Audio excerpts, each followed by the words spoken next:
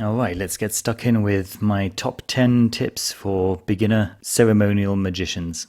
I think the first thing to do before anything else is to learn a very basic protection ritual. So the LBRP, the Lesser Banishing Ritual of the Pentagram, is generally the first ritual that most magicians learn at the beginning of their career. Personally, I generally recommend a particular book called Magickal Protection by Damon. I'll leave a link in the description below. It's very inexpensive and it's full of protection rituals for any situation. Learning a couple of the more basic rituals off by heart and then having to hand the rest of those rituals will give you a confidence in your practice, at least the confidence to get started. A lot of people feel worried about starting because what if I do it wrong? What if I have to protect myself against dangerous demons? And what if the wrong spirits get in? And that kind of concern. So knowing some protection rituals and also having access to a variety of protection rituals for if you feel that anything has gone wrong is a great first step. All right, tip number 2 is actually to get started. Many people are worried about getting started because they might not get it quite right. They also want to get lots and lots of knowledge before they actually get started with any practical magic. And the truth is that magic is an art. And just like any other art form, practice is what makes you grow. Not reading about other people doing art, but actually doing the art yourself. So regardless of what level you feel your skill is at, get started, do something. That's the only way to get better. If you make any mistakes, you'll have those protection rituals to protect you and get you through any difficult patch. The truth is that as you do more magic, you will notice the subtleties of magic more and more. And as you just begin the magic, those subtleties will be very difficult for you to perceive. And so the effects are going to be weak, whether they are positive or negative. And that's a perfect situation for you as you discover what works for you and what doesn't work for you. Later on, as you get better at the magic, your effects will also be more powerful, but by then you'll have more experience as well. So get started and don't worry about terrible effects happening off the very simple rituals that you'll be doing at the beginning. My third tip is that performing magic under less than ideal conditions is better than not performing the magic at all. When I was starting off, I was worried that the LBRP recommended that you first of all walk around your altar to the front of your temple. I was performing the LBRP in the smallest flat you can imagine. I had my bed that was taking up the majority of the room. I then had about 1.5 meters before I hit my TV, and that area was about 2 meters wide.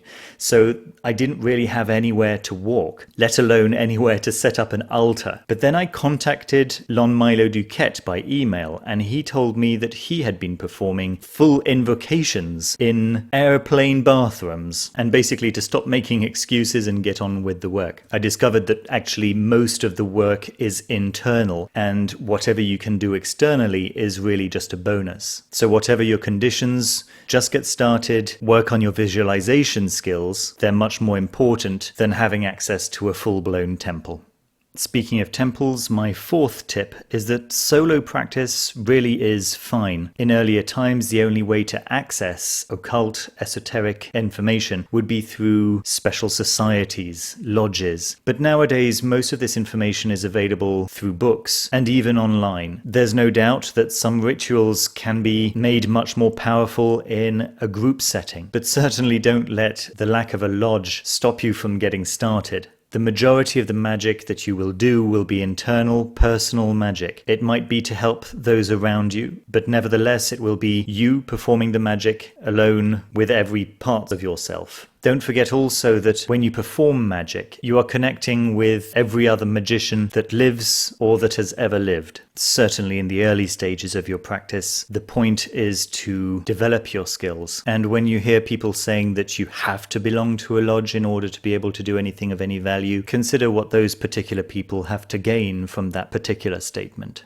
My fifth tip is to make your practice sustainable. It's really important that you perform your magic on a regular basis. So choose a time of the day that is suitable and that you know that is going to be suitable for the foreseeable future. Also, if you're starting, say, an 11-day ritual, make sure that you can stick to the schedule that you've set for yourself. You'll also find that there are days where you're just not feeling it. But as Aaron Leach mentions in one of the Glitch Bottle podcasts, you don't skip feeding your dog for a day just because you're not feeling it. So make sure you're not biting off more than you can chew. Make sure that the magic that you choose to do is sustainable so that you can see it through to the end. And that the daily rituals that you perform on an ongoing basis are such that you can perform them even when you come home very, very late and very, very tired.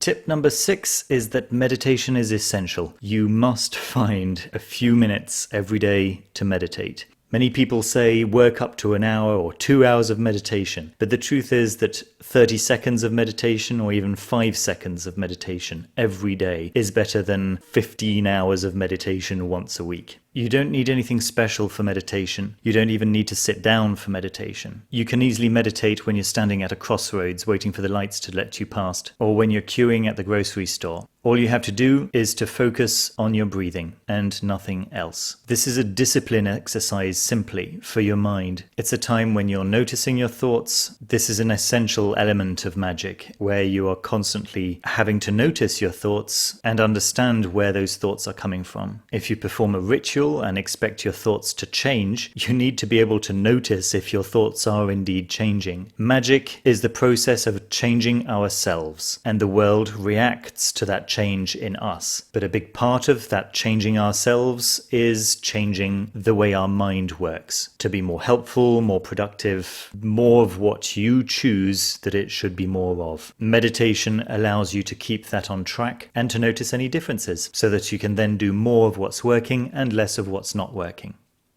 The next 3 tips are rather practical. So tip number 7 is that homemade magical implements are better than store-bought, but store-bought is better than nothing. Just consecrate them yourself. Let's say that the particular path that you choose to follow requires you to have certain implements. Let's say a sword, a cup, a pentacle, and a staff. By all means, you should create your own, but if the process of creating your own means that you're not doing the magic in the meantime, it's absolutely acceptable to use store-bought implements. To quote Lon Milo Duquette once again, if you can't get a magical ring made of paper to work, then you won't get a magical ring made of gold to work either. Whatever tradition you follow, I'm sure you'll find plenty of resources to learn how to consecrate your own implements, online or in books.